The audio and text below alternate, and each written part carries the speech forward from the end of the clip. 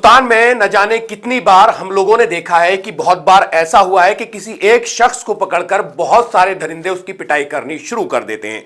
झारखंड में भी ऐसा ही एक मामला सामने देखने को मिला है, जिसमें 8 दिसंबर को कुछ दरिंदों ने लाठी डंडे से 48 साल के शेख ताजुद्दीन की पिटाई की। पिटाई इतनी सख्त की गई कि 6 दिन बाद इलाज के दौरान ताजुद्दीन की मौत हो गई। यह घटना आदित्यपुर थाना अंतर्गत सापड़ा गांव की है। ताजुद्दीन, जो कि झारखंड में जमशेदपुर से सटे सरायकेला खरसामा जिला अंतर्गत कपाली गौसनगर बगदादिया मस्जिद के पास के रहने वाले थे। ताजुद्दीन के बेटे ने जानकारी देते हुए बताया कि उनके पिता बकरी एवं सब्जी खरीद बिक्री का काम करते थे। रोजमर्रा की तरह वे 8 दिसंबर को फजर की नमाज पढ़ने के बाद सुबह घर से व्यापार के लिए बाहर गए थे।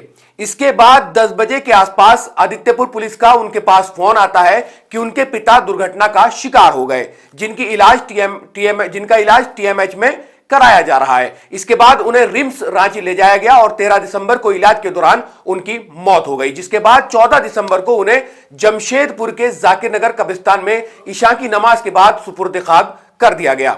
इस मामले में शेख ताजुद्दीन के बेटे ने आदित्यपुर थाने में एफआईआर दर्ज कराई है। मिली जानकारी के अनुसार इस मामले में अब तक मन्नू यादव, चेला यादव, संजय यादव और गौतम मंडल की गिरफ्तारी हो चुकी है।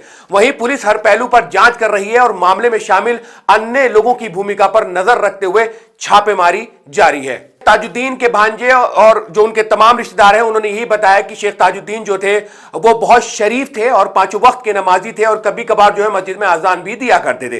परिवार और रिश्तेदारों को लगता है कि उनकी जो मौत हुई है, उनके चेहरे पर दाढ़ी और वो मुसलमान होने का जो है उन्होंने ये मुसलमान होने की वजह से भीड़ ने उनको पीटा है। हालांकि बाद में ये कहा गया कि चोरी के शक में जो है भीड़ ने उनको लाठी डंडों से मारा, उसकी वजह से जो है वो इतने ज्यादा जख्मी हो गए कि उनकी मौत हो गई। सवाल यहां यही उठता है कि आखिर कब तक इस देश में मुसलमान इस तरह से लिंचिंग का शिकार होते रहेंगे? क्या हिंदुस्तान में मुसलमान होना गुनाह है? जिस तरह के आज हालात हो गए हैं, तो इसको देखकर यही लगता है कि क्या हिंदुस्तान में मुसलमान होना गुनाह है या मीम से नाम होना गुनाह है? वीडियो के कमेंट सेक्शन में कमेंट्स करके हमें जरूर बताएं क्या कुछ आप कहना चाहते हैं इसको लेकर, इस लिंचिंग को लेकर। अपनी राय हमें कमेंट सेक्शन में जरूर दें। शुक्रिया।